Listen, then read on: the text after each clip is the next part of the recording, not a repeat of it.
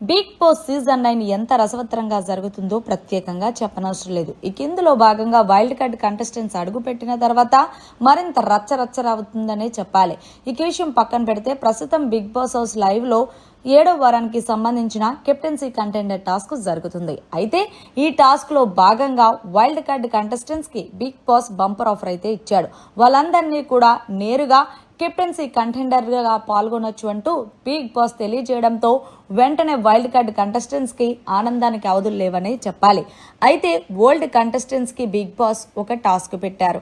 ఆ టాస్క్ ఏంటంటే football goal.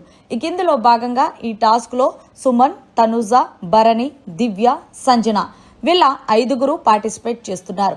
మరి ఈ టాస్క్ లో అయితే గనక తనుజ తన సత్తా చాటిందనే చెప్పాలి. మరి ఈ 5గురిలోని ఎవరు ఒక్కలే కెప్టెన్సీ కంటెండర్ గా నిలుస్తారనేది కమెంట్ సెక్షన్ లో తెలియజేయండి.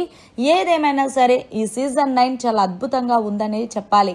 మరిన్ని లేటెస్ట్ లైవ్ అప్డేట్స్ కోసం చూస్తూనే ఉండండి మన ఛానల్.